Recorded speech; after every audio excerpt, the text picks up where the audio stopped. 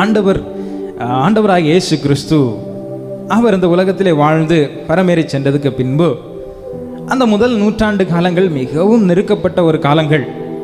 அதுக்கப்புறம் வந்த ராஜாக்கள் அரசர்கள் எல்லாம் கிறிஸ்தவர்களை ரொம்ப ஒடுக்கினாங்க.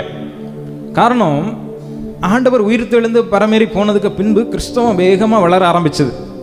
அப்படி வேகமாக வளரும் பொழுது அதே நேரத்தில் நெருக்கங்களும் அதிகமாக கூடிக்கொண்டே அதிகப்படுத்தி கொண்டே வந்தது. எல்லா ராஜாக்களும் இந்த கிறிஸ்தவத்துக்கு எதனாகவே இருந்தாங்க. அப்படி இருக்கும் பொழுது ரோம சாம்ராஜ்யத்தை ஆளுகிற ட்ராஜன் அப்படிங்கிற ஒரு ராயன், ட்ராஜன் அவன் பேர், அவன் அரசாண்டு கொண்டு இருக்கும் பொழுது அவனுக்கு கீழே புதுசாக பிளினி அப்படிங்கிற ஒரு கவர்னர் அவனை அப்பாயிண்ட் பண்ணாங்க. அவனை அப்பாயிண்ட் பண்ணப்போ இந்த ரோம ராயர் ட்ராஜன் இந்த பிளினிக்கு ஒரு கட்டளை கொடுத்தார். எப்பா பிளினி, உன் சாம்ராஜ்யத்தில் நீ ஆளுநராக இருக்கிற இடத்துல உன் இடத்துல இருக்கக்கூடிய கிறிஸ்தவங்களை எல்லாம் நீ ஒடுக்கணும், அவங்களெல்லாம் பிடிச்சி நீ ஜெயிலில் போடணும், அவங்க செய்கிற காரியங்களெல்லாம் நீ தடை பண்ணணும் அப்படின்னு ஒரு கட்டளை கொடுத்தார். இவர் ஒரு புது கவர்னர், நன்றாக படித்தவர். அப்போ இவர் போய் கிறிஸ்தவங்களை பார்க்குறார். இவங்களை எப்படியாவது நம்ம நெருக்கணும், தடை பண்ணணும், இவங்க செய்கிற காரியங்கள்லாம் தடுக்கணும் அப்படின்னு கிறிஸ்தவங்களை பற்றி இவர் போய் தெரிஞ்சுக்கிறதுக்காக கிறிஸ்தவங்களை ரொம்ப உற்று கவனிக்கிறார் கொஞ்ச நாள். அப்போ இவர் பார்க்கும்போது கிறிஸ்தவங்களுக்கு மேலே இவங்களால் ஒரு குற்றமும் கண்டுபிடிக்க முடியல. இவனை என்னென்னமோ ட்ரை பண்ணி பார்க்குறாரு, சும்மா பிடிச்சி ஜெயிலில் போட்டு பார்க்குறாரு. அவன் திரும்ப சண்டைக்கு வர மாட்டான். பிடிச்சி காரணம் இல்லாமல் ஜெயிலில் போட்டாலும் அவன் சண்டைக்கு வரல, அவன் ஜெயிலில் உட்காந்து ஜோம் பண்ணிக்கிட்டு இருக்கிறான். அவனை அடித்து விரட்டினாலும் பயந்து ஓடி போய் திரும்ப ஜோம் பண்ணிக்கிட்டு இருக்கிறான். அவன் ஜோம் பண்ணுறதையும் நிறுத்த மாட்டான், திரும்ப எதிர்த்தும் சண்டை போட மாட்டான். அப்போ இந்த பிளினிக்கு ரொம்ப குழப்பம், இந்த கிறிஸ்தவங்களை எப்படி நான் ஒடுக்கிறது அப்படின்னு சொல்லிட்டு திரும்ப அவனுடைய ராயனுக்கு, அவனுடைய ராஜாவுக்கு ட்ராஜனுக்கு ஒரு லெட்டர் எழுதினான். அந்த லெட்டரில் அவன் இப்படி குறிப்பிடுறான், ராஜாவே, இந்த கிறிஸ்தவங்களை நீங்கள் ஒடுக்க சொன்னீங்க சரிதான், ஆனால் நான் எவ்வளவோ ட்ரை பண்ணி பார்த்துட்டேன், என்னால் அவங்கள பெரிய அளவில் ஒன்றும் செய்ய முடியலை. இப்போ எனக்கு என்ன செய்கிறதுன்னு தெரியலை. காரணம், இந்த கிறிஸ்தவங்கள்ட்ட ஒரு குற்றத்தை நான் பார்க்க முடியலை. இவங்க காலையில் ஆனால் ஆலயத்துக்கு கூடி வர்றாங்க, எல்லாரும் சேர்ந்து பாட்டு பாடுறாங்க, எல்லாரும் சேர்ந்து ஜெபம் பண்ணுறாங்க. அவங்களுக்காக மாத்திரம் ஜெபம் பண்ணாமல் பக்கத்தில் இருக்கவங்களுக்காக ஜெபம் பண்ணுறாங்க, பக்கத்தில் இருக்கவங்களுக்கு மாத்திரம் ஜெபம் பண்ணாமல் தேசத்துக்காகவும் ஜெபம் பண்ணுறாங்க, தேசத்துக்காக ஜெபம் பண்ணுறது பத்தாதுன்னு ராஜாவுக்காகவும் இவங்க ஜெபம் பண்ணுறாங்க. ஜெபம் பண்ணி எல்லாம் முடிச்சதுக்கு அப்புறம் அங்கே செய்தி பிரசங்கம் பண்ணப்படுது. அதுலையாவது ஏதாவது குற்றம் கண்டுபிடிக்கலான்னு பார்த்தா, நீ கொள்ளை அடிக்காத, நீ களவு செய்யாத, நீ பொய் பேசாதுன்னு நல்ல காரியத்தை பிரசங்கம் பண்ணுறாங்க. அதுலேயும் என்னால் ஒன்றும் செய்ய முடியல. சரி, அதை முடிச்சுட்டு இவங்க ஏதாவது பண்ணுவாங்கன்னு பார்த்தா, அதை முடிச்சுட்டு எல்லாரும் சேர்ந்து ஒன்றுக்கு ஒன்று கட்டிப்பிடித்து கையை கொடுத்து அரவணைச்சு ஒன்றுக்கு ஒன்று விசாரிக்கிறாங்க. அதெல்லாம் முடிச்சுட்டு எல்லாரும் ஒன்றா உட்காந்து சாப்பிட்ருக்கிறாங்க. இவங்களை பற்றி நான் என்ன செய்கிறது, இவங்களுக்கு என்ன தொந்தரவு நான் கொடுக்கறது, இவங்க மேலே என்ன கேஸு போட்டு நான் உள்ள சொல்றதுன்னு எனக்கு தெரியவே இல்லை. எனக்கு தெளிவாக ஒரு ஸ்டேட்மெண்ட் கொடுத்து நான் என்ன செய்யணும்னு எழுதுங்கன்னு அந்த ராஜாவுக்கு இவன் கடிதம் எழுதினாலும். ஆராதிக்கிற தேவனுடைய பிள்ளைகளை பார்த்து சத்துருக்கு ஒரு குழப்பம் வரும் பாருங்க. சத்துருவுக்கு ஆராதிக்கிற தேவ பிள்ளைகளை என்ன செய்யணும்னே தெரியா. சும்மா நான் கிறிஸ்தவன்னு சொல்லிட்டு இருக்கிற தேவனுடைய பிள்ளைகளுக்கு விரோதமா சத்துரு என்ன வேணாலும் பண்ணலாம். ஆனா ஆராதிக்கிற தேவனுடைய பிள்ளைகளுக்கு விரோதமாய், ஆலயத்துக்கு வருகிற தேவனுடைய பிள்ளைகளுக்கு விரோதமாய், உண்மையாய் வேதத்தை பின்பற்றுகிற தேவனுடைய பிள்ளைகளுக்கு விரோதமாய் பிசாசால ஒன்றும் பண்ண முடியாது. அவன் பார்க்கும்போது அவனுக்கு ஒரு குழப்பம். இவன் எதனால ஆராதிக்கிறான், இவன் எதனால ஜெபம் பண்றான், இவன் எதனால விசுவாசிக்கிறான், இந்த இயேசுவுக்கு பின்னால இவன் எதனால போகிறான், இவனை நான் எப்படி நெருக்கிறது, இவனை நான் எப்படி ஒடுக்கிறது, இவனை என்ன செஞ்சாலும் இவனை ஒன்றும் செய்ய முடியலையே. அவனுக்கு ஒரு குழப்பம். இந்த காலை வேளையில் ஆராதிக்கிற தேவ பிள்ளையே, நீ ஆராதிக்கும் போது பிசாசுக்கு குழப்பம், நீ ஆராதிக்கும் போது பிசாசுக்கு குழப்பம், நீங்க ஆராதிக்கும் போது உங்களுக்கு விரோதமாய் எழும்புகிற சத்துருக்களுக்கு குழப்பம், உங்களுக்கு விரோதமாய் கிரியை செய்கிற பொல்லாதவனுக்கு குழப்பம், உங்களுக்கு விரோதமாய் கிரியை செய்கிற மனுஷர்களுக்கு குழப்பம். உடபல பரமன சந்தரமன ஹந்துடபல ரீகல பரமன சந்தரமன. ஆவில நிரம்பி போராடுங்க. இன்னைக்கு பிசாசு பிசாசுக்குள்ள குழப்பம், உங்களுக்கு விரோதமா எழும்புறவனுக்குள்ள குழப்பம், உன் குடும்பத்துக்குள்ள குழப்பத்தை உண்டு பண்ண நினைச்ச பிசாசுக்குள்ள குழப்பம், உங்க குடும்பத்துக்குள்ள குழப்பத்தை உண்டு பண்ண நினைச்ச பொல்லாத மனுஷருடைய வாழ்க்கையில குழப்பம்.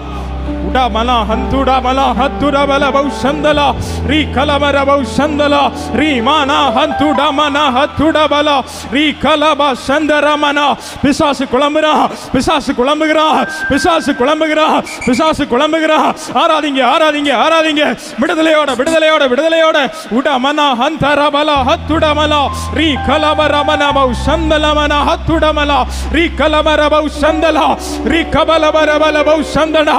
வானம் திறக்கப்படட்டும், வானம் திறக்கப்படட்டும்.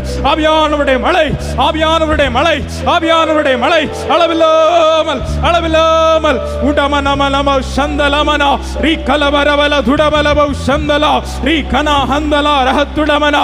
பரலோகத்தின் பலகணிகள் திறக்கப்படட்டும். தேவ ஆவியானவர் அளவில்லாமல் ஊற்றப்படுவீராக, தேவ ஆவியானவர் அளவில்லாமல் ஊற்றப்படுவீராக. ஒவ்வொருவர் மேலும் ஒவ்வொருவர் மேலும் ஒவ்வொருவர் மேலும் ஒவ்வொருவர் மேலும். உடமனா ஹந்தரமலா ஹத்துடமனா சந்தல் பௌட ஹத்துடா லஹந்தரா ரீ கலா ஹந்தடா லஹத்துட மனமௌ சந்தலா. பயமுறுத்துகிற பொல்லாத ஆவிகளுடைய கிரியைகள் நசரேயனாகிய இயேசுவின் நாமத்திலே இந்த காலை வேளையிலே நிர்மூலமாக்கப்படுகிறது. உடமனமௌ சந்தலா ரஹத்துடமல பௌடா. ஒரு விடுதலை, ஒரு விடுதலை, ஒரு விடுதலை. நாட்களாய் மாதங்களாய் காலங்களாய் நீ காத்திருக்கிற காரியத்தில் ஒரு விடுதலை. நாட்களா மாதங்களா காலங்களா நீ காத்திருக்கிற காரியத்தில் ஒரு விடுதலை. நாட்களாய் மாதங்களாய் காலங்களாய் நீ ஜெபிக்கிற ஜெபத்துக்கு ஒரு பதில், உன் கண்ணீருக்கு ஒரு பதில், உன் வேண்டுதலுக்கு ஒரு பதில், உங்க கண்ணீருக்கு ஒரு பதில் இப்பொழுதே வருது, இப்பொழுதே வருது, இப்பொழுதே வருது. நான் கர்த்தர் என்பதை நீங்கள் அறிந்து கொள்ளும்படியாய், நான் கர்த்தர் என்பதை நீங்கள் அறிந்து கொள்ளும்படியாய். உடமனமல பௌஷந்தலா ரஹத்துடா ரீ கனமனா ஹந்தலா ஹத்துடமல பௌஷந்தலா ரீ கலா ஹந்தரா ரஹத்துடமன பௌடா பிரேகோலோபோ செம்ரமனா ஹம்ரானா ஹத்துடமல பௌஷந்தலா ரீ கொலபரபௌ சந்தலா துடமனமௌ சந்தல ஹத்துடா ரேகபலம சந்தரபல ஹத்துடமனா பிரேபலமல பரபல கரமல மரா. விடுதலை விடுதலை விடுதலை பெற்றுக்கொள்ளுங்க பெற்றுக்கொள்ளுங்க பெற்றுக்கொள்ளுங்க பெற்றுக்கொள்ளுங்க. ரீ கமலமா சந்தரமனா ரீ மலா ஹம்ரா மனா ஹம்தலே பிரிகோலோ ஷெப்ரே ஹத்துடபலா பிரங்கனா ஹம்தலா ரஹத்துடமனா பிரேகோலோபோ ஷெப்ரமனா ஹந்துடமனா. ஒரு புதிய கிருபை, ஒரு புதிய அபிஷேகம், ஒரு புதிய வல்லமை. சோர்ந்து போனீங்களோ, சோர்ந்து போனீங்களோ, உங்களை பலப்படுத்துகிற ஒரு தேவ கிருபை வருது, உங்க பலப்படுத்துகிற ஒரு தேவ கிருபை வருது, உங்களை திரும்ப எழும்பி நடக்க செய்கிற ஒரு கிருபை வருது. சத்துரு குழம்புகிறா, சத்துரு குழம்புகிறா, சத்துரு குழம்புகிறா. சத்துரு உங்களுக்கு விரோதமாய் உண்டு பண்ணின திட்டங்கள் எல்லாம் குழம்புது, சத்துரு உங்களுக்கு விரோதமாய் உண்டு பண்ணின திட்டங்கள் எல்லாம் குழம்புது. ஆமானின் சதி திட்டங்கள் குழம்புது, ஆமானின் சதி திட்டங்கள் குழம்புது. உங்களுக்கு விரோதமாய் உண்டு பண்ணின ஆக்கினை அது குழம்புது, உங்களுக்கு விரோதமாய் உண்டு பண்ணப்பட்ட தூக்கமரம் அது குழம்புது. உடபல பரபல பரபல சந்தரா ரிகன்பல ஹந்தல ரஹத்துடபல பௌடா பிரேகோல பரபோ சந்தரமனா பிரேகல ஹந்தரா ரஹத்துடபல பௌஷந்தரா ரிகல பரகதரலரேபல ரிம்ரமன பௌஷந்தரலரதியந்தரா ரிகபல பரபல பௌஷந்தரரதியந்தரா ஷெகரே பகரபல கதரபல பௌஷந்தரபல உடபல பௌஷந்தர மனமௌ ரஹத்துடமன பௌஷந்தரே ரிகலபர பௌஷந்தரா. அப்படியே நம்முடைய கரங்களை பரலோகத்துக்கு நேராக உயர்த்தி தாய் போல தேற்றி தந்தை போல ஆற்றி தோள் மீது சுமந்திடும் என் இயேசையா. தாய் போல தேற்றி தந்தை போல ஆற்றி தோள் மீது சுமந்திடும் என் இயேசையா. உம்மை போல புரிந்து கொள்ள யாரும் இல்லையே, உம்மை போல அரவணைக்க யாரும் இல்லையே, உம்மை போல புரிந்து கொள்ள யாரும் இல்லையே, உம்மை போல அரவணை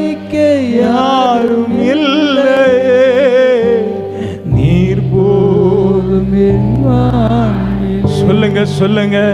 ஏசையா நீர் போதும் என் வாழ்விலே, ஏசையா நீர் போதும் என் வாழ்விலே, ஏசையா நீர் சொல்லுங்க. அந்த வார்த்தை திரும்ப திரும்ப வரட்டும். ஏசையா நீர் போதும் என் வாழ்விலே, ஏசையா. எத்தனை பேர் அப்பாவை பார்த்து சொல்றீங்க, ஆண்டவரே எங்களுக்கு நீங்க போதும்பா, எங்களுக்கு நீங்க போதும் ஆண்டவரே. ஒரு தாயை போல தேட்டுவதற்கு எனக்கு நீங்க போதும், ஒரு தந்தையை போல சுமப்பதற்கு எனக்கு நீங்க போதும். இந்த உபவாச நாட்களிலே எனக்கு என்ன கிடைக்குதோ இல்லையோ, எனக்கு விடுதலை கிடைக்குதோ இல்லையோ, எனக்கு சுகம் கிடைக்குதோ இல்லையோ, என் பிரச்சனைக்கு தீர்வு உண்டாகுதோ இல்லையோ, எனக்கு இயேசு கிடைச்சா போதும். Thank you Jesus, thank you Jesus. உங்களோடு கூட பேசுங்கப்பா. வார்த்தைக்காய் காத்திருக்கிறோம். உடைய வார்த்தையை தந்து எங்களை உயிர்ப்பித்து அனுப்பும். இயேசுவின் நாமத்தில் பிதாவே, ஆமென். ஹல்லேலூயா, ஹல்லேலூயா. சரி, கொஞ்ச நேரம் ஆண்டவருடைய வார்த்தையை நாம் தியானிப்பதற்கு ஆதாரமாக நம்முடைய வேத புஸ்தகத்தை திருப்பிக் கொள்ளுவோம். நீதிமொழிகளின் புஸ்தகம் அதனுடைய 8வது அதிகாரம் 4வது வசனத்தை ஒருவர் வாசிக்கலாம்.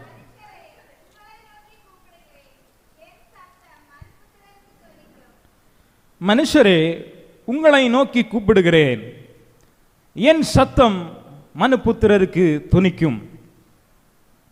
என் சத்தம் மனுபுத்திரருக்கு துணிக்கும். இந்த உலகத்தில் அநேக சத்தங்கள் நம்மை சுற்றிலும் கேட்டுக்கொண்டே இருக்கிறது. மனுஷர்களுடைய சத்தம் நம்மை சூழ்ந்து எங்கு பார்த்தாலும் கேட்டுக்கொண்டே இருக்கிறது.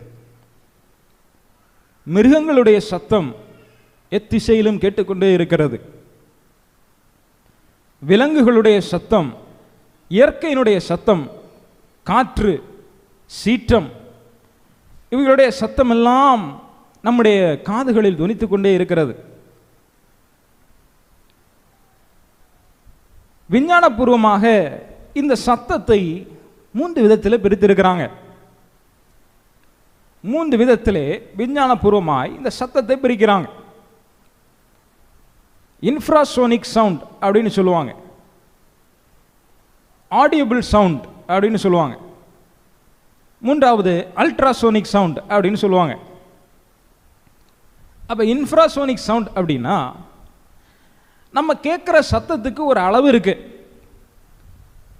நம்ம தண்ணியை அளக்கணும்னா லிட்டரில் அனுப்போம். வெயிட்டாக இருக்கிற ஏதாவது பொருளை நம்ம அளக்கணும்னா கிலோ கணக்கில் அல்லது கிராம் கணக்கில் நம்ம அனுப்போம். அதே போல் சத்தத்தை அளக்கிறதுக்கு மனிதன் ஹெட்ஸ் என்கிற ஒரு அளவுகோல் வைத்திருக்கிறான். அந்த ஹெட்ஸ்ங்கிற அளவிலே 20 முதல் 20,000 வரை இருக்கிற சத்தம், அந்த அளவில் உள்ள சத்தம் நம்ம மனுஷனால் கேட்க முடியும், நம்ம காதுகளால் கேட்க முடியும். இனி நம்ம கேட்க முடியாத சில சத்தம் இருக்கு. அது இந்த 20க்கு கீழே உள்ள சத்தம், 0லேருந்து 20 வரைக்கும் இருக்கிற அளவில் உள்ள சத்தம். அதுக்கு பேர் தான் இன்ஃப்ராசோனிக் சவுண்ட் அப்படின்னு சொல்லுவாங்க. அது நம்ம காதுக்கு கேட்காதான். அந்த சத்தம் பூமி அதிர்ச்சி உண்டாகும் போது பூமிக்கு அடியில் ஒரு சத்தம் உண்டாகும், அது நமக்கு கேட்காது. பூமி அதிர்ச்சி உண்டானதுக்கு அப்புறம் பூமி அதிர்கிற சத்தம், அது விழுகிற சத்தம், இடிகிற சத்தம் தான் நமக்கு கேட்குமே தவிர அந்த பூமி அதிர்ச்சி பூமிக்கு அடியில் உண்டாகிற அந்த சத்தத்தை மனுஷனால் கேட்க முடியாது. அது ஒரு சத்தம், அது இன்ஃப்ராசோனிக் சத்தம், நம்ம கேள்விக்கும் கீழே இருக்கிற சத்தம்.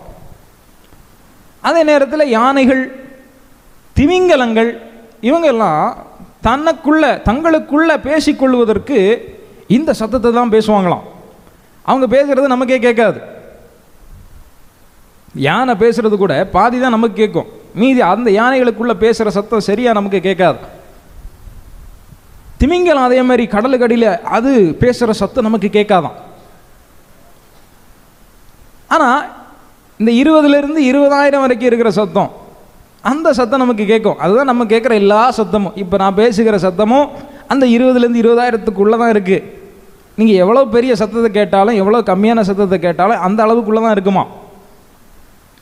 இப்போ மூணாவது ஒரு சத்தம் இருக்குது, அல்ட்ராசோனிக் சத்தம். அது நம்ம கேட்குறதுக்கும் அந்த 20,000க்கும் மேலே இருக்குது. அதையும் நம்மளால் கேட்க முடியாது. ஏன்னா நமக்கு காது அந்த அளவுக்கு தான் ஆண்டவர் உண்டாக்கி வச்சிருக்கிறார். அது என்ன சத்தம்னு சொன்னால், நம்ம நாய்களுக்கு அந்த சத்தம் கேட்குமா. அப்போ நாய் அந்த சத்தத்தை கேட்கும்போது அது ஒரு சத்தம் கொடுக்கும். அந்த சத்தத்தை கேட்கும்போது நமக்கெல்லாம் சிலருக்கு பயம் உண்டாகும். என்ன பயம்? ஆவி வந்துருச்சு, நாய் ஆவியை பார்த்துருச்சு, அதனால் சத்தம் போடுது. அப்போ அப்படி ஒரு சத்தம் நாய்களுக்கு கேட்குமா. இன்னும் அந்த சத்தத்தை வச்சு, அந்த நமக்கு கேட்க முடியாத அந்த அளவுக்கு மிஞ்சின சத்தத்தை வச்சு நம்ம உடம்பில் இருக்கிற ஸ்கேன், நம்மளை ஆஸ்பத்திரியில் நம்மளை ஸ்கேன் பண்ணுறாங்க பாருங்கள், நம்மளை ஸ்கேன் பண்ணுற கூட அந்த சத்தத்தை தான் பயன்படுத்துகிறாங்களாம். இப்படி சத்தத்தை மனிதன் அளவு வைத்து பிரித்திருக்கிறான். ஆனால் எந்த அளவுகோலாலையும் அளக்க முடியாத, யாராலையும் கணிக்க முடியாத, யாராலையும் அடக்க முடியாத, இது எல்லாத்துக்கும் மேல ஒரு சத்தம் உண்டு. அதுதான் நாம் ஆராதிக்கிற இயேசு கிறிஸ்துவின் சத்தம். அந்த சத்தம் அது எல்லா சத்தத்தை விட வல்லமை உள்ளது. அந்த சத்தம் அது மகத்துவம் உள்ளது. அது கேதுரு மரங்களை முறிக்கிறது, அது வனாந்தரத்தை அதிர பண்ணுகிறது. அந்த சத்தம் வெளிச்சம் உண்டாக கடவுதுன்னு சொன்னப்போ வெளிச்சம் உண்டாச்சு. அந்த சத்தம் ஆகாய விரிவு உண்டாக கடவுதுன்னு சொன்னப்போ ஆகாய விரிவு உண்டாச்சு. அந்த சத்தம் சுடர்கள் உண்டாக கடவுதுன்னு சொன்னப்போ சுடர்கள் உண்டாச்சு. அந்த வல்லமையான சத்தம் இன்னைக்கு நம்முடைய மத்தியிலே கேட்குது. எத்தனை பேருக்கு அந்த சத்தம் வேணும்? அந்த வல்லமையான சத்தம் சில ஆசைகளை அதிர பண்ணுகிறது, சில மனாந்தரங்களை அதிர பண்ணுகிறது, சில அஸ்திவாரங்களை அதிர பண்ணுகிறது. காதேஸ் வனாந்தரத்தை அதிர பண்ணுகிறது தேவனுடைய சத்தம்.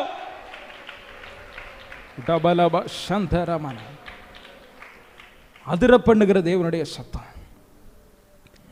இந்த சத்தம் இதுக்கு அளவெல்லாம் கிடையாது. ஆனால் இந்த சத்தத்தை நம்ம கேட்க முடியும். பல விதத்திலே ஆண்டவர் தம்முடைய சத்தத்தை மனுஷனுக்கு தொனிக்க பண்ணுகிறார். என் சத்தம் மனுப்புத்திரனுக்கு தொனிக்கும். தேவ மனிதர்கள் மூலமாய் ஆண்டவர் தம்முடைய சத்தத்தை தொனிக்க பண்ணுகிறார். வசனத்தை வாசிக்கும் போது வசனத்தின் மூலமாய் ஆண்டவர் தம்முடைய சத்தத்தை தொனிக்க பண்ணுகிறார். சொப்பனங்கள் மூலமாய் ஆண்டவர் தம்முடைய சத்தத்தை தொனிக்க பண்ணுகிறார். ஆண்டவருடைய சத்தம் மனுப்புத்திரனுக்கு தொனித்துக் கொண்டே இருக்கிறது. உலகம் உண்டான நாள் முதல் இன்று வரைக்கும் ஆண்டவருடைய சத்தம் மனிதனுக்கு தொனித்துக் கொண்டே இருக்கிறது. அவருடைய சத்தம் இன்னும் தொனித்துக் கொண்டே இருக்கும். அவருடைய சத்தம் மகத்துவமான காரியங்களை செய்து கொண்டே இருக்கும். கர்த்தருடைய சத்தம் வல்லமை உள்ளது. அந்த சத்தம் வரும் பொழுது சில பலத்த காரியங்கள் நம்முடைய வாழ்க்கையில் நடக்கும். கர்த்தருடைய சத்தம் அல்லது கர்த்தருடைய வார்த்தை, அவருடைய சத்தம், அவருடைய வார்த்தை நம்முடைய வாழ்க்கையில் வரும் பொழுது சில பலத்த காரியங்கள் நடக்கிறதை நாம் வேதத்தில் பார்க்கிறோம். வாசிக்கலாம். எசேக்கியேல் தீர்க்கதரிசி எழுதின புஸ்தகம் 37வது அதிகாரம் 1 முதல் 3 வசனங்களை நாம் வாசிக்கலாம். எசேக்கியேல் தீர்க்கதரிசன புஸ்தகம் 37வது அதிகாரம் 1 முதல் 3 வரை உள்ள வசனங்கள்.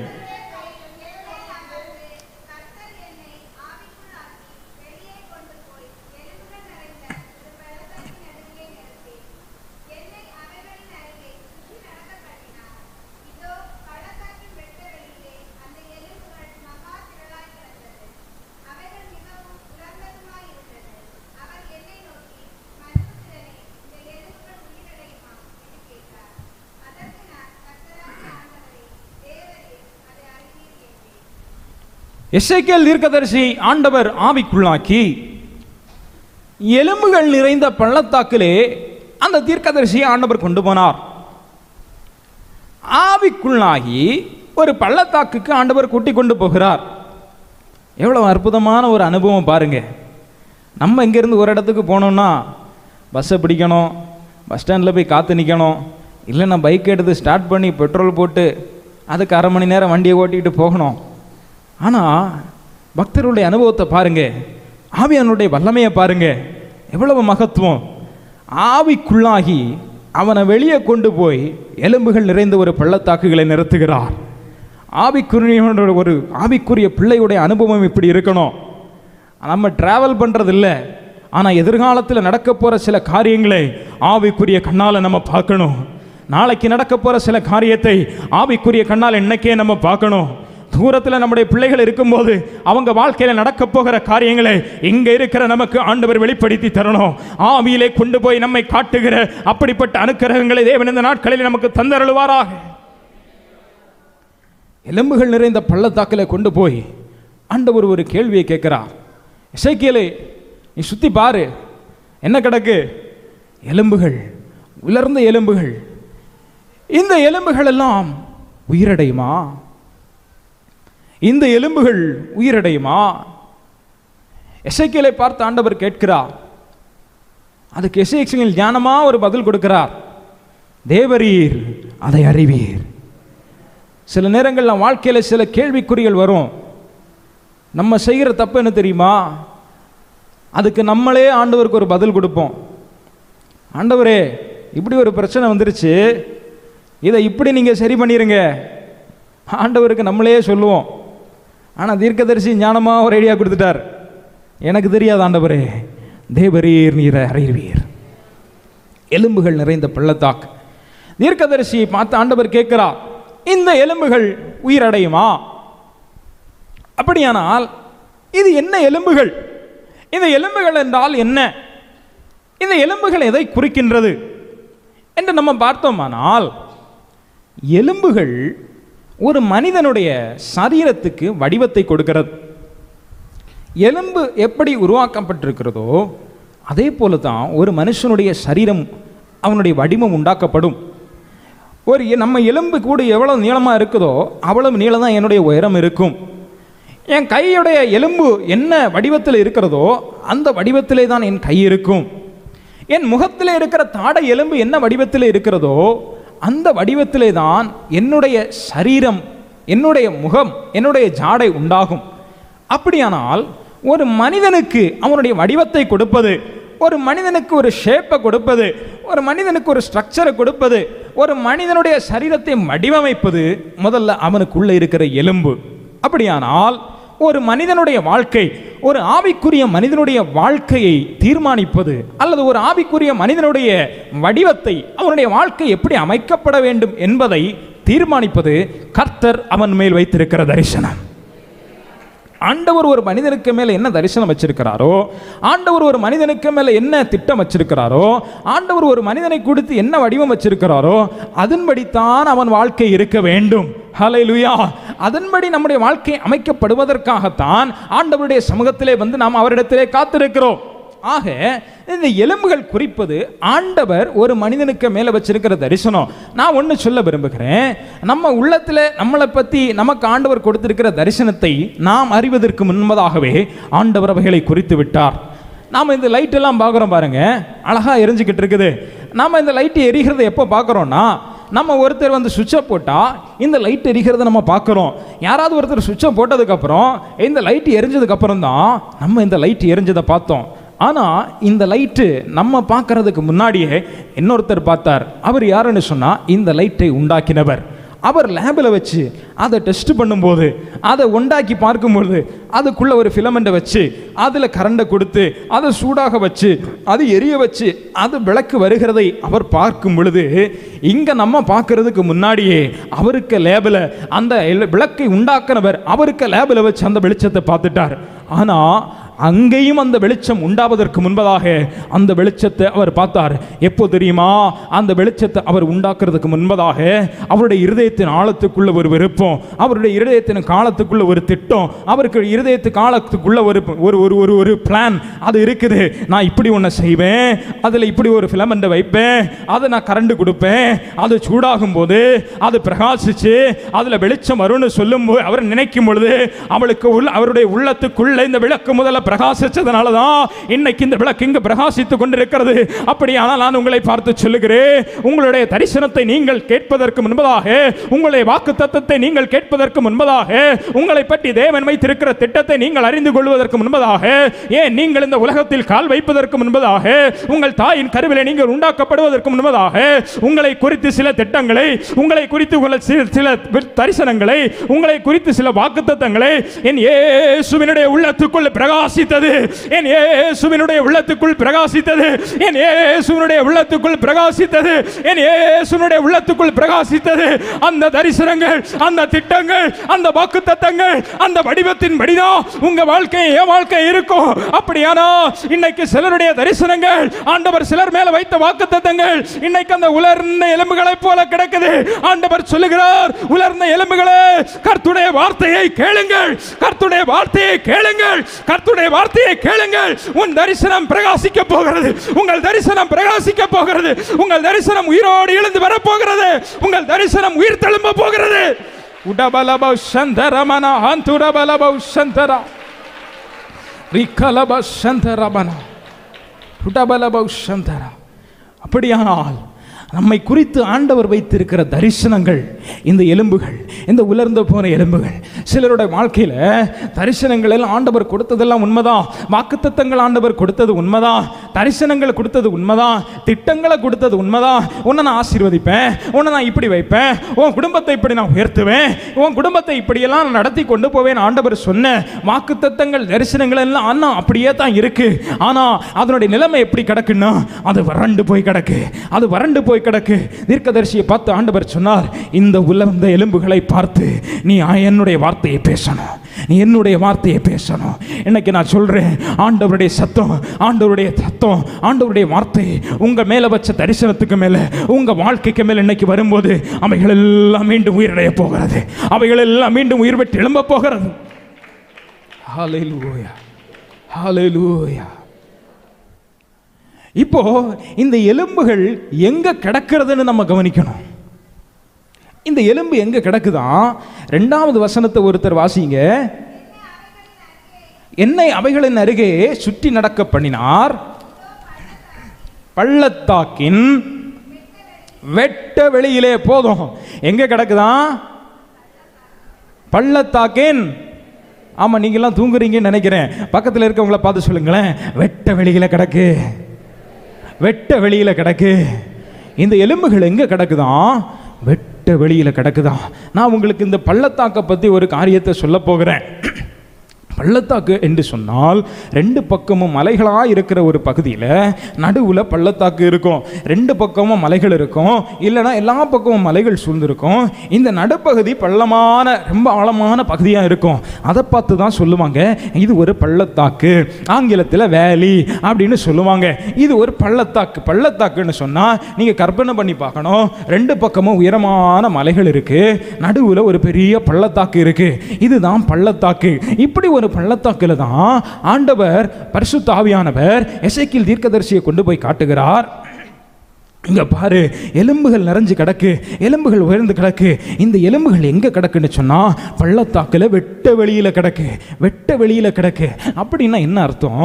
பள்ளத்தாக்குல, அதாவது பள்ளத்தாக்குல மழை கொஞ்சம் பெஞ்சா போதும், இந்த மலைகளில் கொஞ்சம் மழை பெஞ்சா போதும், மலைகளில் இருக்க வெள்ளங்கள் எல்லாம் வந்து பள்ளத்தாக்குல தண்ணி ஓட ஆரம்பிச்சிடும். தண்ணி ஆறா பெருக்கெடுத்து ஓட ஆரம்பிச்சிடும். காரணம், 2 பக்கம் உயர்ந்த மலைகள். அங்க பெய்கிற மழை எல்லாம் மொத்தமா இங்க தான் வரும். கொஞ்சம் மழை பெஞ்சாலும் உங்களுக்கு தெரியும், மலையில கொஞ்சம் மழை பெஞ்சா போதும் தண்ணி கீழே வந்துடும். அப்படி 2 பக்கத்துல இருந்தும் மலையிலிருந்து தண்ணி கீழே விழுந்து ஓடுகிறது தான் இந்த பள்ளத்தாக்கு. அப்படின்னு சொன்னா, இன்னும் மழை பெய்யும் போது, தண்ணி ஓடும் போது, தண்ணி பெருக்கெடுத்து ஓடும் போது இந்த எலும்புகள் எல்லாம் அழிஞ்சு போகல, இந்த எலும்புகள் எல்லாம் அடிச்சுட்டு போகல. இது இன்னும் வெட்ட வெளியில தான் கிடக்கு. அது மட்டும் இல்ல, வெயில் காலத்தில், வெப்ப காலங்களிலே மலைகள்ல இருந்து இந்த சின்ன சின்ன கற்கள் உருண்டு விழுந்தா போதும், ஒரு சின்ன கல் என்ன ஒரு சின்ன கல்லுக்கு மேல வேகமா வந்து விழுந்துனாலே அது உரசி தீப்பிடிக்க ஆரம்பிச்சிடும். அதுதான் நம்ம சொல்லுறோம் காட்டுத்தீ. காட்டுத்தீ பிடிச்சதுன்னா அது விடாது, அது உங்களுக்கு தெரியும். காட்டுத்தீ பிடிச்சதுன்னு சொன்னா காட்டுத்தீ சாதாரணமாக அணைக்க முடியாது. கொஞ்ச நாளைக்கு முன்னாடி நம்ம நியூஸ்ல எல்லாம் ஒரு செய்தி பார்த்துருப்போம். அமெரிக்க தேசத்திலே லாஸ் ஏஞ்சல்ஸ் என்கிற ஒரு பெரிய பட்டணம், ஒரு பெரிய நகரம் காட்டு தீயினால எரிந்து, அந்த ஒரு பணக்கார நகரம் முழுவதும் கிட்டத்தட்ட 1 வாரம் 5 நாள் நினைக்கிறேன், 5 நாள் தீயினால எரிஞ்சு அந்த பெரிய தேசத்தாலேயே அந்த தீ அணைக்க முடியல. அதுதான் காட்டு தீக்க வல்லமை. அந்த நகரம் முழுவதும் அழிஞ்சு போச்சு. நான் நேரம் உண்டாகுமா, நேரம் இருக்குமானால் அதுக்கு பின்னால், அந்த காட்டு தீக்கு பின்னால் இருந்த ஒரு ரகசியத்தை நான் உங்களுக்கு அப்புறம் சொல்லுறேன். ஆனா அப்போ இந்த பள்ளத்தாக்கு என்று சொல்லுகிற இடம் எப்ப பார்த்தாலும் தண்ணி ஓடுகிற இடம், இல்லைன்னா கற்கள் உடைந்து விழுந்து தீப்பற்றி எரிந்து இடிந்து அழிவு நடக்கிற இடம். இந்த பள்ளத்தாக்கு மனிதர்கள் வாழ்கிற இடம் அல்ல, இது பாதுகாப்பான இடம் அல்ல. ஒன்னி தண்ணி ஓடி எல்லாத்தையும் அழிச்சு போடும், இல்லைன்னா அக்கினி பற்றி எரிந்து எல்லாத்தையும் எரித்து போடும். ஆனா எங்க தீர்க்கதரிசி பார்க்கும்போது எலும்புகள் எல்லாம் வெட்ட வெளியில கிடக்குது, எலும்பு எல்லாம் வெட்ட வெளியில கிடக்குது. அப்படின்னா என்ன அர்த்தம்? தண்ணி வந்தப்போ இந்த எலும்புகள் எல்லாம் அடிச்சிட்டு போகல, தீப்பிடிச்சு எரிஞ்சப்போ இந்த எலும்புகள் எரிஞ்சு போகல.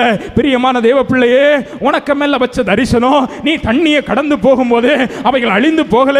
உனக்கு மேல ஆண்டவர் வச்ச தரிசனம், அக்கினி பற்றி எரிஞ்சப்போ அவை அழிஞ்சு போகல. நீ அக்கினியில நடந்து வந்தது உண்மைதான், நீங்க தண்ணீரை கடந்து வந்தது உண்மைதான், நீங்க வெள்ளத்துல கடந்து வந்தது உண்மைதான். உங்க மேல வச்ச தரிசனம் அழிஞ்சு போகல, உங்க மேல வச்ச தரிசனம் அழிஞ்சு போகல, அது மண்ணுல புதைந்து போகல. உங்க மேல வச்ச தரிசனம் எழுந்து போகல, அது இன்னும் உயிரோட இருக்கும்படியா, அது உயிர் எழுந்து வரும்படியா வெட்ட வெளியில கிடக்குது, வெட்ட வெளியில கிடக்குது, வெட்ட வெளியில கிடக்குது. இன்னைக்கு ஆண்டவர் சொல்லுகிறார், என் சத்தம் வரும், என் சத்தம் வரும். கர்த்தருடைய வார்த்தையை கேள் உலர்ந்த எலும்புகளே, நீ கர்த்தருடைய வார்த்தையை கேள், நீ உயிரடைவாய், நீ எழுந்து நடப்பாய். எலும்புகளே, கர்த்தருடைய வார்த்தையை கேளுங்கள். உடா மலா ஹந்துடா மலா கதடா மலா ஹந்தரா. விடாதீங்க, விடாதீங்க, பிடிங்க, பிடிங்க, பிடிங்க. விட்ட தரிசனத்தை பிடிங்க, விட்ட வாக்குத்தத்தத்தை பிடிங்க, விட்ட திட்டங்களை பிடிங்க, தேவன் கொடுத்த வெட்டுங்களை பிடிங்க, தேவன் கொடுத்த தரிசனங்களை பிடிங்க. அவைகள் என்ன அழிந்து போகல, அவைகள் என்ன எரிந்து போகல, அவைகள் உயிரடையும். பிடிங்க, பிடிங்க, பிடிங்க, விடாதீங்க. ஆவியில நிரம்பி பிடிங்க. உடகல கதரபல பல சந்தரமனா ரீ கலமரபல தடபல பௌ சந்தலா ரீ மனா ஹந்துடமனா சந்தலா. உன்னை எரித்து போட பார்க்கிற சத்துரு, உன்னை எரித்து பார்க்க போடுகிற சத்துரு, ஓ உன்னை எரித்து போட முடியாது. உன் தரிசனங்களை எரித்து போட முடியாது, உனக்கு மேல வச்ச வாக்குத்தத்தங்களை எரித்து போட முடியாது, தேவன் உனக்கு வைத்த திட்டங்களை எரித்து போட முடியாது. அவைகள் என்ன வெட்ட வெளியில தான் கிடக்குது, அவைகள் எல்லாம் என்ன வெட்ட வெளியில தான் கிடக்குது, அவைகள் எல்லாம் என்ன வெட்ட வெளியில தான் கிடக்குது. ஒன்னே ஒண்ணுதான் வேணும், அதுக்கு ஆண்டவருடைய சத்தம் வேணும், அதுக்கு ஆண்டவருடைய சத்தம் வேணும். இன்னைக்கு ஆண்டவருடைய சத்தம் வர போகுது, இன்னைக்கு ஆண்டவருடைய சத்தம் வர போகுது.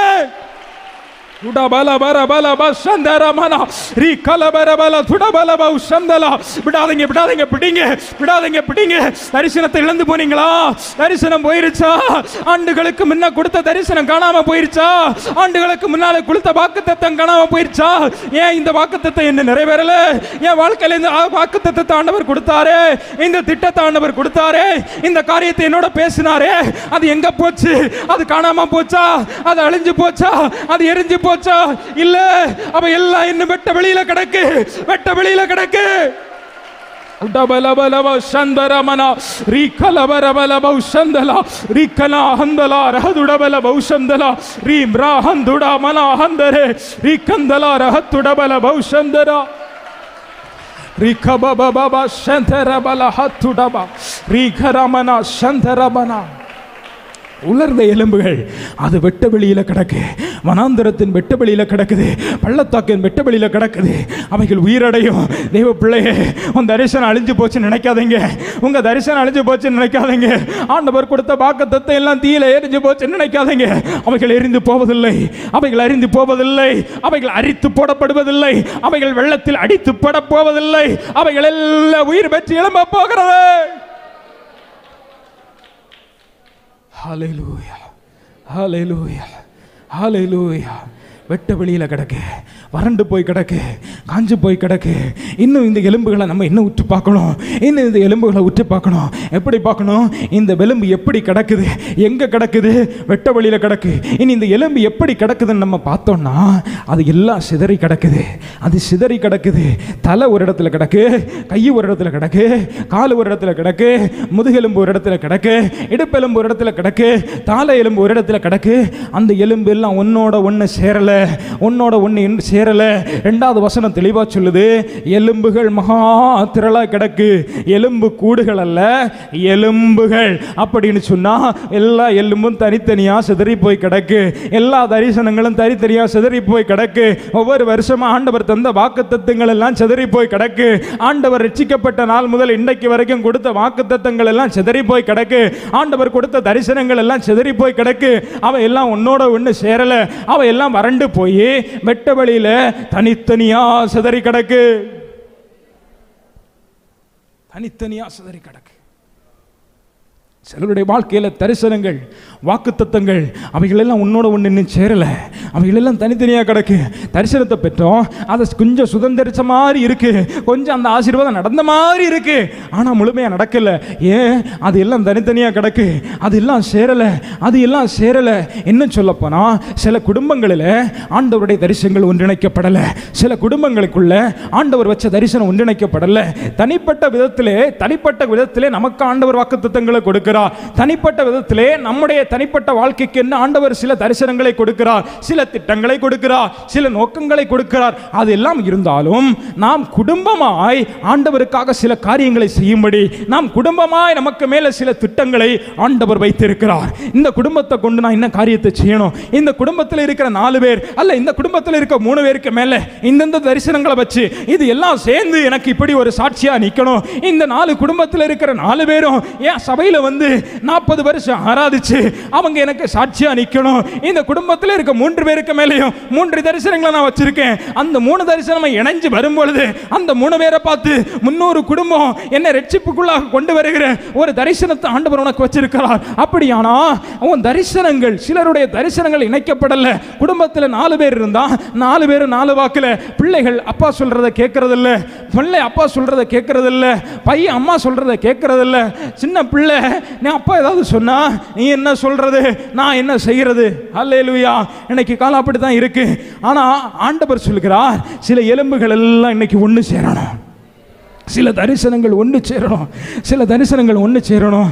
நீங்க பிரியமான தேவன பிள்ளைகளே, ஆவிக்குரியவர்கள் ஒரு காரியத்தை நீங்க கவனமா கேட்கணும், நீங்க ஒரு காரியத்தை கவனிச்சு பார்க்கணும், நீங்க ஒரு காரியத்தில் ரொம்ப கவனமா இருக்கணும். என்னன்னு சொன்னா, குடும்பத்துக்குள்ள, நம்முடைய குடும்பத்துக்குள்ள ஒரு சின்ன விரிசல் உண்டாகுதுன்னு சொன்னா ஆவிக்குரியவங்களுடைய கண்ணை உறுத்தணும். நம்ம குடும்பத்துக்குள்ள ஒரு சின்ன விரிசல் உண்டாகுதுன்னு சொன்னா ஆவிக்குரியவங்களுடைய இருதயத்தில் ஒரு வெளிச்சம் உண்டாகணும்.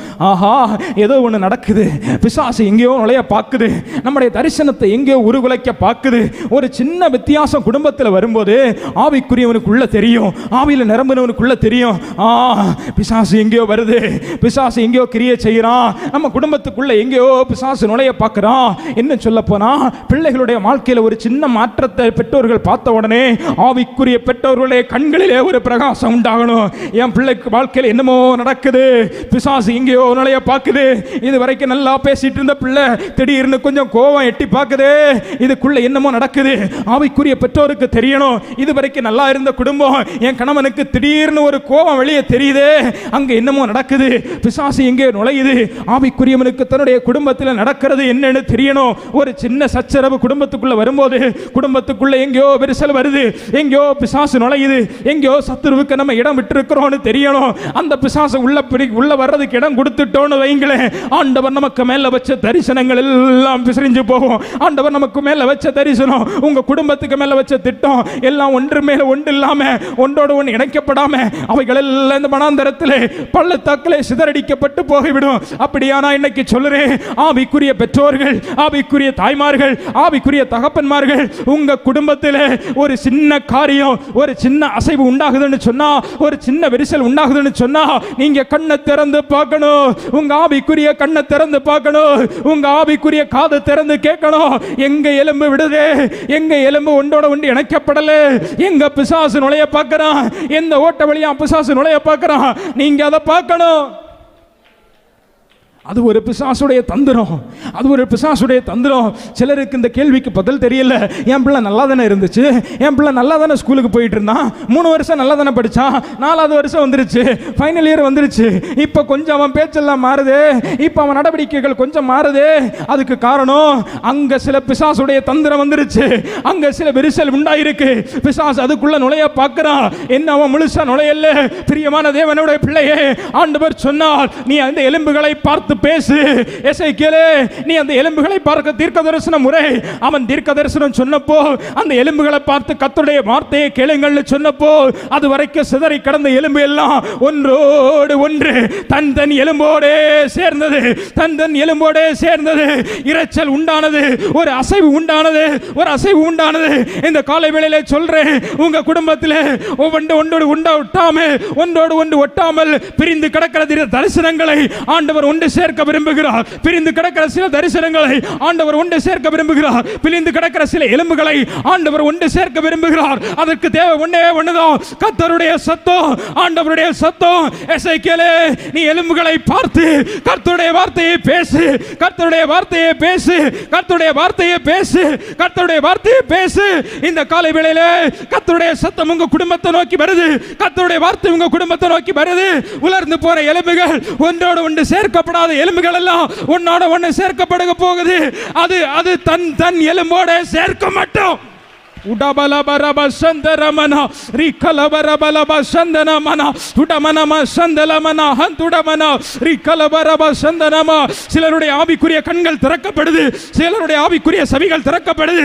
சில காரியங்களை ஆண்டவர் உங்களுக்கு வெளிப்படுத்துகிறார். உங்க குடும்பத்தில் நடக்கிற சில காரியங்களை ஆண்டவர் வெளிப்படுத்துகிறார். உங்க குடும்பத்தில் ஏறி இருக்கிற பிசாசை உங்க கண்களுக்கு முன்னால் ஆண்டவர் கொண்டு வருகிறார். ரிகபலப சந்தரா.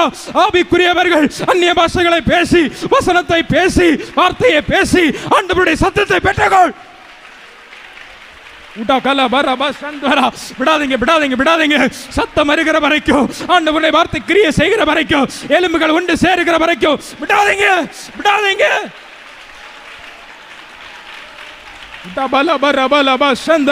எலும்புகள் உண்டு சேருகிறது, எலும்புகள் உண்டு சேருகிறது, எலும்புகள் உண்டு சேருகிறது, எலும்புகள் உண்டு சேருகிறது. பிள்ளைகள் கீழ்ப்படியலையா, புருஷன் கட்டு கடங்கலையா, மனைவி கீழ்ப்படியலையா, ஓ எலும்பு ஒண்ணு சேருது, எலும்பு ஒண்ணு சேருது, எலும்பு ஒண்ணு சேருது, எலும்பு ஒண்ணு சேருது.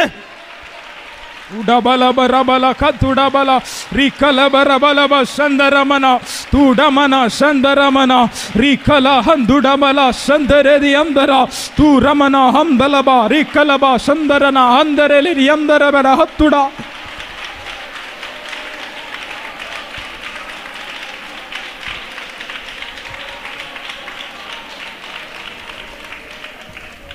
எலும்புகள் உண்டு சேருகிறது, எலும்புகள் உண்டு சேரணும், தரிசனங்கள் உண்டு சேரணும், வாக்குத்தத்தங்கள் உண்டு சேரணும்.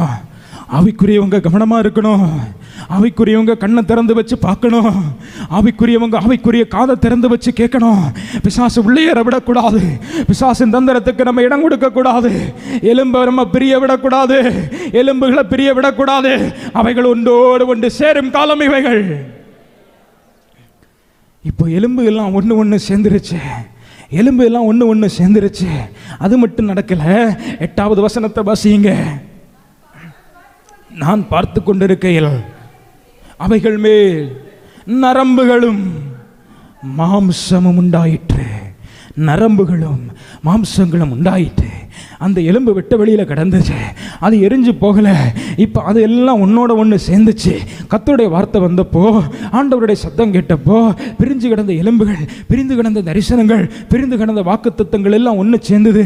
ஆனால் அதோட நிற்கலை. அது போதாது, அது போதாது. இப்போ நரம்பு உண்டாச்சு, மாம்சம் உண்டாச்சு, நரம்பு உண்டாச்சு, மாம்சம் உண்டாச்சு. அப்படின்னா என்ன அர்த்தம்? ஒரு மனுஷனை செயல்பட வைக்கிறது இந்த நரம்புகள். ஒரு மனுஷனுடைய வாழ்க்கையை கிரியை செய்கிற வைக்கிறது இந்த நரம்புகள். நரம்பு இல்லைன்னு சொன்னால் கையும் ஆடாது, காலும் ஆடாது, தலையும் அசையாது, வாயும் அசையாது, ஒன்றும் செய்ய முடியாது, ஒன்றும் செய்ய முடியாது. இந்த கைக்கு வருகிற ஒரு நரம்பை வெட்டி விட்டோன்னு சொன்னால் இந்த கை இப்படி தான் கிடக்கும், அதை யாரும் அசைக்க முடியாது. இந்த காலுக்கு போகிற ஒரு நரம்பை கட்டு பண்ணி விட்டால் போதும், அவ்வளவுதான், இந்த காலால் நடக்க முடியாது. அப்படின்னு சொன்னால் ஒரு மனுஷனை செயல்பட வைக்கிறது நரம்புகளும் மாம்சமும் தசைகளும் இரத்த நாளங்களும் எல்லாம் சேர்ந்தாதான் ஒரு மனுஷனை செயல்பட வைக்க முடியும். அப்படின்னு சொன்னால் நம்மளுக்கு தரிசனம் நிறைவேறணும்னு சொன்னால் ஒரு நரம்பு மூளை நினைக்கிறத, உடம்பு நம்முடைய சரீரம் கை கால் செயல்படுவதற்கு இந்த நரம்பு எப்படி செயல் கொடுக்குதோ அதே போல ஆவிக்குரியவன் நம்மிடத்தில் சில கிரியைகள் வெளிப்படணும்னு சொன்னால் பரிசுத்த ஆவிகளின் நரம்புகள் நமக்குள்ளாக உருவாக வேண்டும். பரிசுத்த ஆவியானவர் நம்முடைய நரம்புகளுக்குள்ளாக உருவாக வேண்டும். பரிசுத்த ஆவியானவருக்குள்ளாக நமக்குள்ளாக மாம்சமாக உருவெடுக்க வேண்டும். ஒரு ஆவிக்குரியவனை செயல்பட விடாமல் தடுத்து வைக்கிறது அது ஒரு பிசாசின் கட்டு. நம்முடைய ஆவிக்குரிய நரம்புகள் செயல்படாமல் விடாமல் வைத்திருக்கிறது அது ஒரு வறட்சியின் ஆவி. சிலருக்கு மேலே தரிசனங்கள் எல்லாம் இருக்கு, சிலருக்கு வாக்குத்தத்தங்கள் எல்லாம் இருக்கு. ஆண்டவர் சொன்ன வாக்குத்தத்தங்கள் எல்லாம் அப்படியே தான் இருக்கு. என்னதான் இருந்தாலும் அதெல்லாம் அப்படியே இருக்குதே ஒழிய அதால் செயல்பட முடியல, அந்த தரிசனத்தை நிறைவேற்ற முடியல, அந்த தரிசனத்தை சுதந்திரிக்க முடியல, அந்த தரிசனத்துக்கு ஆண்டவர் சொல்லுகிறத நம்மளால செய்ய முடியல.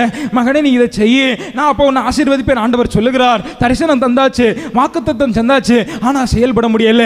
ஆண்டவர் ஒரு திட்டத்தை கொடுத்து நீ இதை செய்ய, நான் இதை ஆசீர்வதிக்க போறேன், நான் இதை வர்த்திக்க பண்ண போகிறேன் ஆண்டவர் சொல்லுகிறார். ஆனா ஆண்டவர் கொடுத்த வாக்குத்தத்தம் அங்கதான் இருக்கு. அதை நம்ம கேட்டு பெற்றுக்கொண்டது உண்மைதான், அதை வச்சு ஜெபிச்சுக்கிட்டு இருக்கிறது உண்மைதான். ஆனா அதெல்லாம் செயல்பட முடியல, அந்த வாக்குத்தத்தங்களை செயல்படுத்த முடியல. காரணம் என்னன்னு சொன்னா அங்க இன்னும் ஆவிக்குரிய நரம்புகள் செயல்பட ஆரம்பிக்கவில்லை. சில ஆவிக்குரிய நரம்புகள் இன்னைக்கு நமக்கு உருவாகணும். ஆவிக்குரிய நரம்புகள் உருவாகணும்.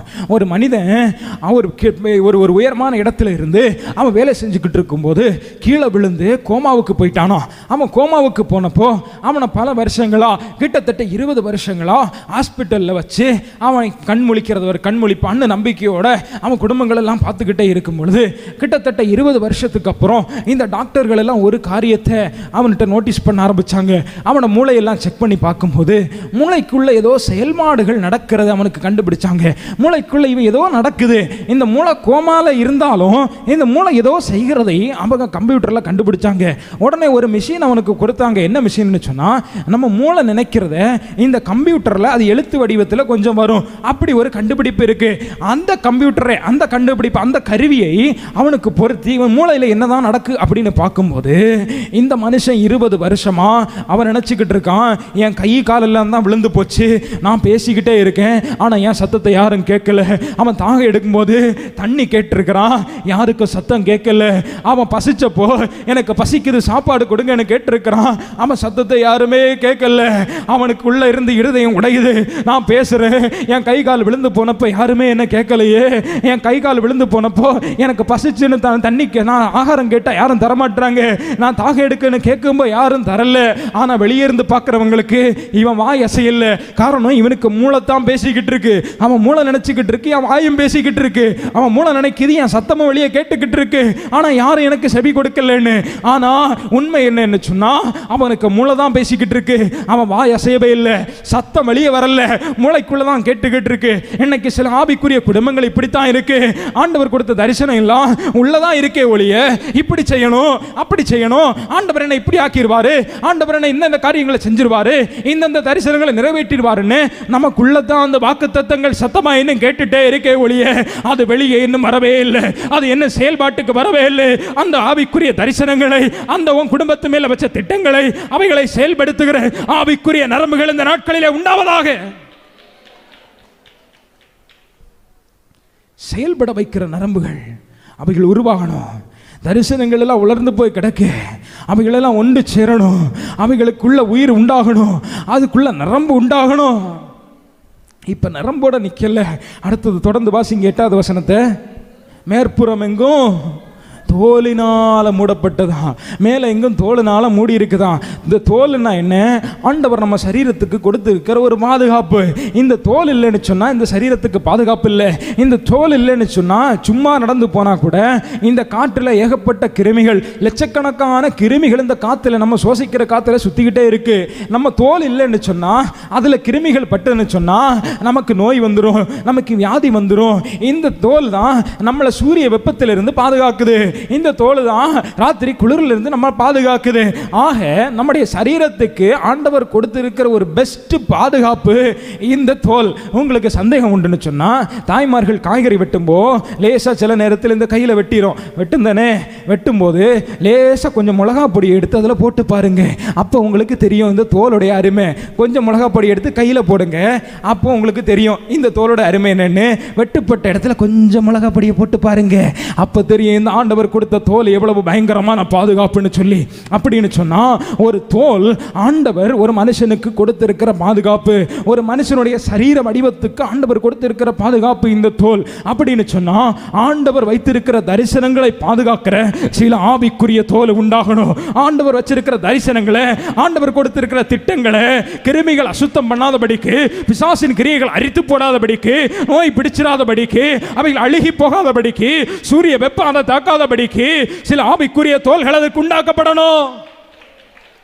தோல் உண்டாகணும், தோல் உண்டாகணும்.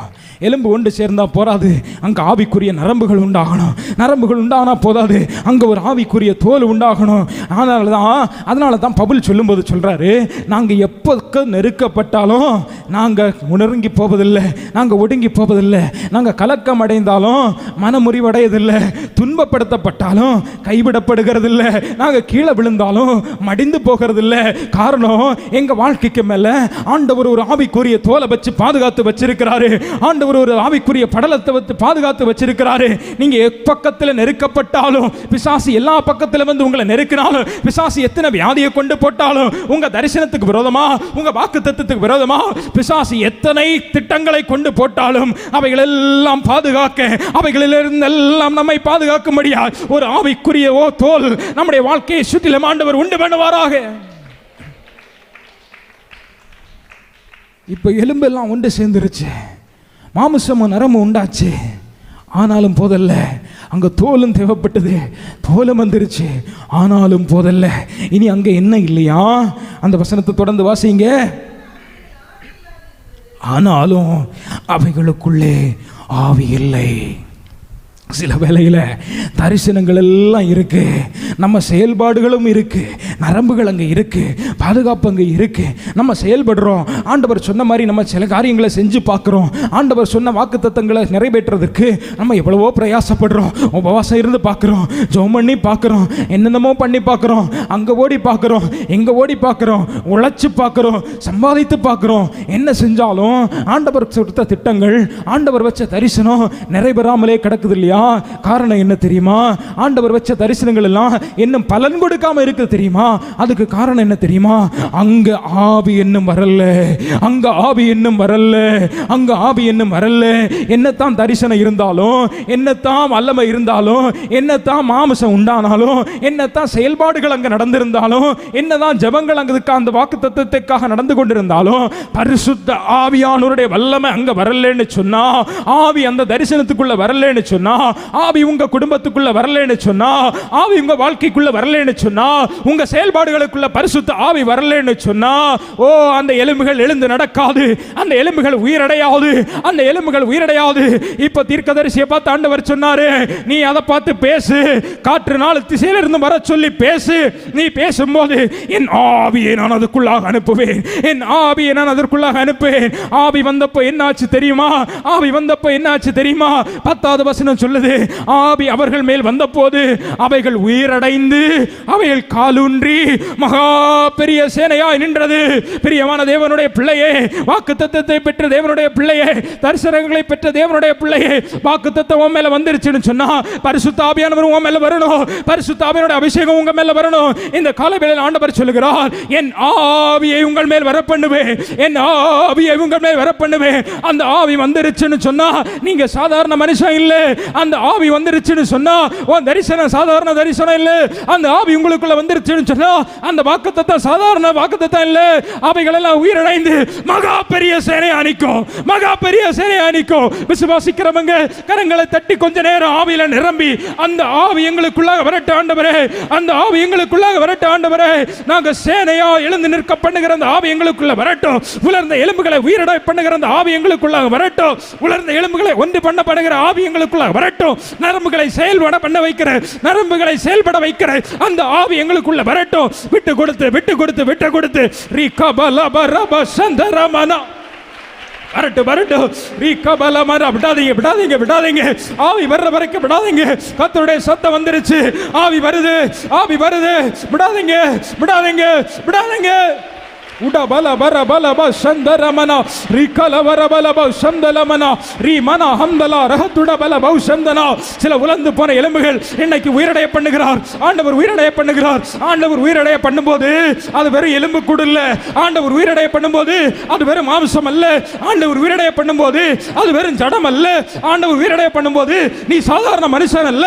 ஆண்டவர் உயிரடைய பண்ணும்போது நீ மகா பெரிய சேனை, நீ மகா பெரிய சேனை. உன் குடும்பம் மகா பெரிய சேனை, உங்க பிள்ளைகள் மகா பெரிய சேனை, உன் கணவர் மகா பெரிய சேனை, உங்க மனைவி மகா பெரிய சேனை. உங்க குடும்பம் ஒரு சேனையா நிற்கிறது. உங்க விசுவாச கண்கள் பார்க்கட்டும். உடபல பர கதடல ரபா சந்தர பலமன ரிக்கபலப சந்தரமன தூரமன சந்தரலரமன ரிக்கலபரப சந்தரம ரிமலம சந்தரமலமர பலபர ஹத்துடபல ரிக்கலபரப சந்தரமன உயிரடையுதா உயிரடையுதா உயிரடையுது உயிரடையுது உயிரடையுது. ஆவி வருகிறது, ஆவி வருகிறது. பரிசுத்தாவின் அபிஷேகம், பரிசுத்தாவின் அருள்மறி, நுகங்களை முறித்தறிகிற பரிசுத்தாவியோட வல்லமை, நோய்களை நீக்குகிற பரிசுத்தாவியான வல்லமை, பேய்களை நீக்குகிற பரிசுத்தாவியான வல்லமை, உலர்ந்த எலும்புகளை உயிரடைய பண்ணுகிற பரிசுத்தாவியான வல்லமை. உடபல பரஹன் துடமன பிடி பிடி பிடிங்க பிடிங்க பிடிங்க ஆவியை பிடிங்க, பரிசுத்தாவின் வல்லமையை பிடிங்க. உயிரடைய பண்ணுகிறார், உயிரடைய பண்ணுகிறார். சில வியாதிப்பட்ட சரீரங்களிலே பரிசுத்தாவியனோட வல்லமை இறங்கி வருகிறது, சரீரங்களிலே பரிசுத்தாவியனோட வல்லமை இறங்கி வருகிறது. ரிபலஹ துடமன எலும்பு பகுதிகளில் இருக்கிற வியாதிகளை ஆண்டவர் சுகமாக்குகிறார், எலும்பு பகுதிகளில் இருக்கிற வியாதிகளை ஆண்டவர் சுகமாக்குகிறார். உடபல பரபல ஹந்தரமன ரிகல பரபல பரம பெற்றுக்கொள்ளுங்க பெற்றுக்கொள்ளுங்க பெற்றுக்கொள்ளுங்க. இந்த 20வது நாளிலே ஒரு அற்புதம், 20வது நாளிலே ஒரு அற்புதம். 20 நாள் நீங்க ஜெபம்னீங்க இல்லையா, 20 நாள் காத்திருந்தீங்க இல்லையா, உங்க காத்திருப்புக்கு ஒரு முடிவு உண்டாக போகுது. 20 நாள் நீங்க ஜெபிச்சது போதும், இனி 20 நாள் ஆண்டவர் செய்த அற்புதத்தை நினைச்சு நீங்க துதிக்க போறீங்க. காரணம் இன்னைக்கு ஒரு அற்புதம், இன்னைக்கு ஒரு அற்புதம். 20 நாள் ஜெபத்துல இன்னைக்கு ஒரு அற்புதம். இனி 20 நாள் கண்ணீர் இல்லை, இனி 20 நாள் துதி. உடபல பரப சந்தரமன ரிகல பரபலப சந்தலமன உடபல பர கலபரமன மனம சந்தரம. சில அசுத்தாவினுடைய கிரியைகளை ஆண்டவர் நிர்மூலமாக்குவாராக, சில அசுத்தாவினுடைய கிரியைகளை ஆண்டவர் நிர்மூலமாக்கி போடுவாராக. ரிபல துடமன எலும்புகளை அழிக்க பார்க்கிற, எலும்புகளை எரிக்க பார்க்கிற, தரிசனங்களை அழிக்க பார்க்கிற சில அசுத்தாவினுடைய கிரியைகள் நசரேயனாகிய இயேசுவின் நாமத்திலே குடும்பங்களை விட்டு வெளியேறு, குடும்பங்களை விட்டு வெளியேறு, குடும்பங்களை விட்டு வெளியேறு. உடபல பரஹன் துடமன சந்தர கரபல கரப ரிகல பரபல பரகதரமன துடபல பரமரமனம சந்தல மரகல பரமன. ஆவியானவரே, ஆவியானவரே, ஆவியானவரே,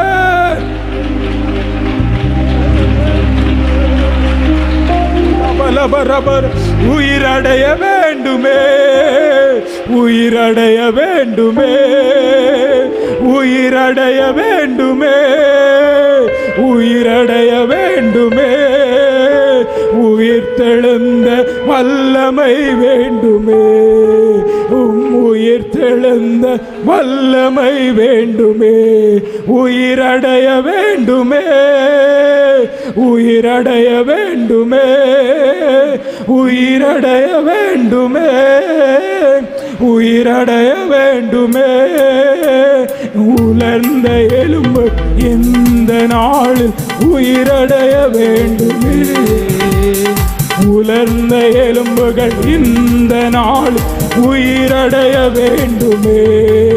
உங்க ஆவிய அனுப்புங்க, என்ன உயிரடைய செய்யுங்க.